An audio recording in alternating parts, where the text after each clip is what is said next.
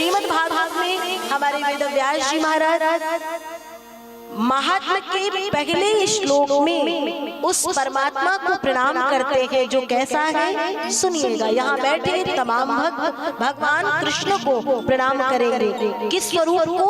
सच्चिदानंद स्वरूप को। सच्चिदानंद रूपाय विश्वोत्पत्त्यादि हेतवे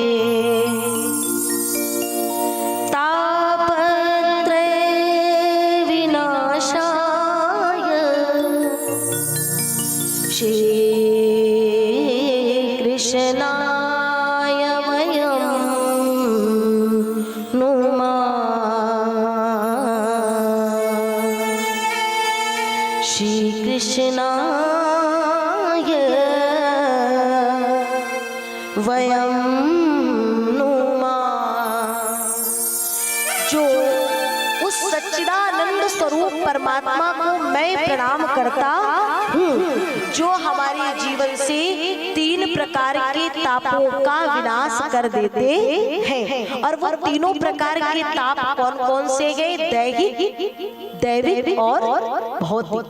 ये तीनों प्रकार के ताप जिसको कि रामचरितमानस में भी बताया गया कि जब हमारे जीवन में प्रभु की कृपा का राज्य हो जाता है तो वो तीनों ताप फिर उस जीव को व्यापते नहीं है। ऐसे सच्चिदानंद स्वरूप परमात्मा को मैं प्रणाम करता हूँ।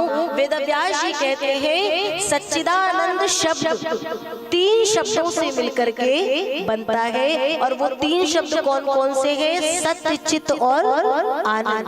अब वो सच्चिदानंद कैसा है? तो संतों ने कहा उसे कहीं बाहर ढूंढने की आवश्यकता नहीं है। सुनिए, सत्य कहिए जो विन से नाही।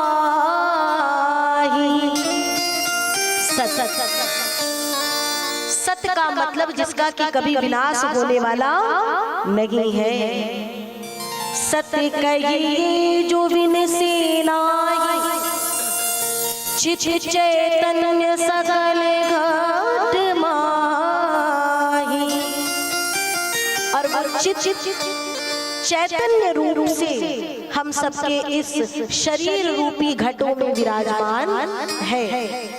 जब तक वो चैतन्य स्वरूप परमात्मा इन घटों में विराजता है तब तक ये शरीर रूपी खिलौना रनिंग में रहता है, मतलब चलता फिरता रहता है। चैतन्य परमात्मा इस घट से निकला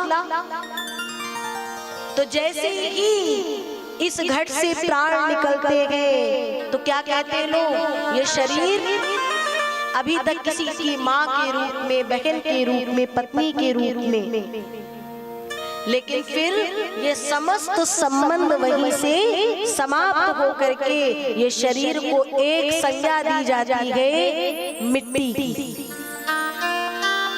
इसलिए संतों ने कहा मान संतों का कहना नहीं तो पछताएगा, एक दिन ये माटी का खिलौना इसी माटी में मिल जाएगा। सुंदर रूप, क्या बात, सुंदर रूप देख कर फूला और धन यौवन के मद में फूला, एक दिन हंसा अकेला उड़ जाएगा और ये माटी का खिलौना इसी माटी में मिल जाएगा। इसलिए अभी भी समय है भैया, एक पल की जिंदगानी, एक रोज सबको जाना। ऐ दोस्त तू क्या सोचे कल का नहीं ठिकाना।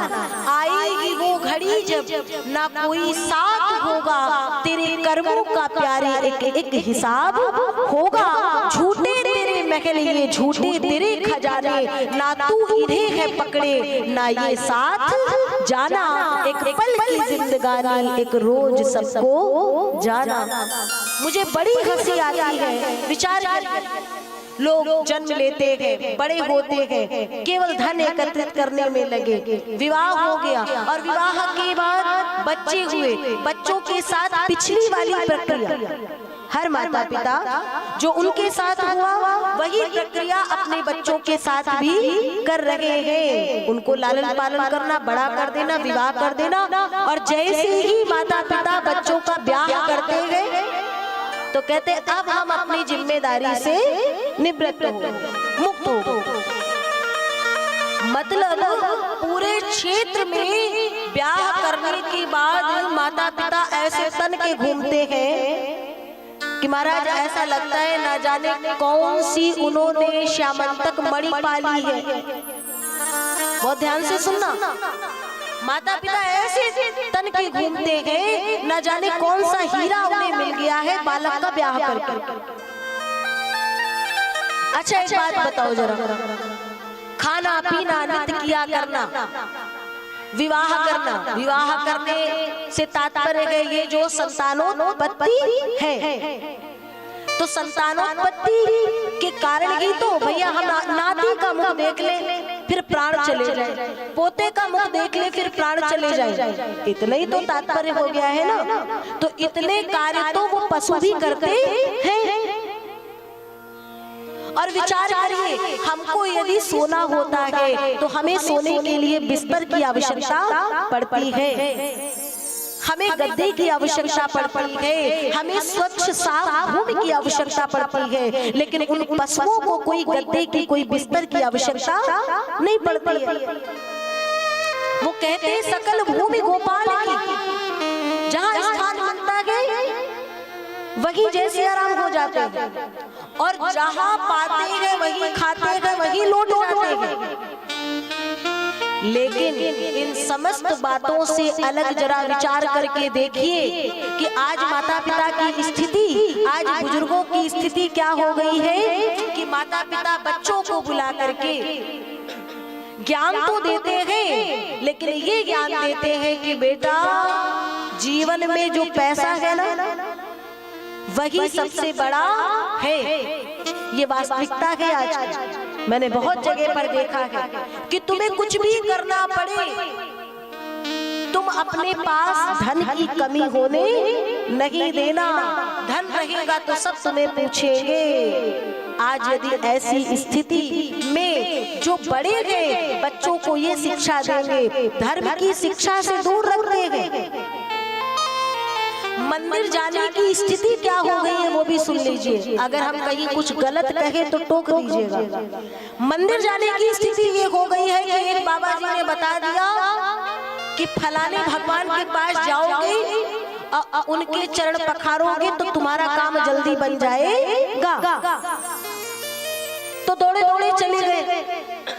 अभी तक कृष्ण जी को पूज रहे थे, अब तक दूसरे बाबा जी आए, बोले भोलेनाथ को पूजो, भोलेनाथ की सेवा करो। भैया हमारे यहाँ पूर्व से चला आ रहा है, प्रातः काल उठ करके स्नान इत्यादि करके नित्य किया करके सबसे पहले एक बात में जल लेकर के गांव-गांव में मंदिर बाहर बनता था भगवान भोलेनाथ का, और सभी उसमें जल चढ़ाते थे।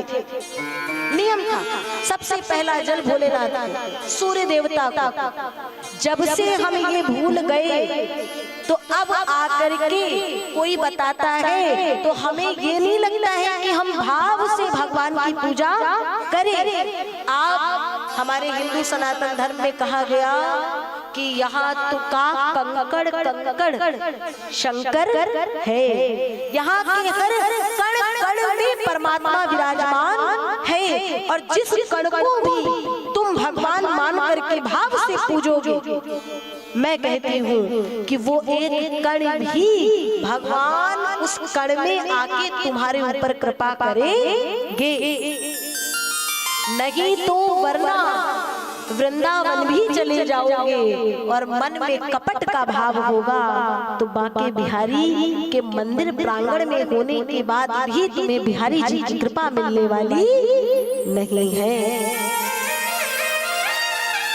ऐसी ये भागवत की कथा जो अमर करने वाली है, जन्म और मरण के बंधन से मुक्त करने वाली है। पुनरपि जन्मम पुनरपि मरणम पुनरपि जन्मी जठरे शयनम, इस आवागमन के चक्र से मुक्त कर देती है प्यारे।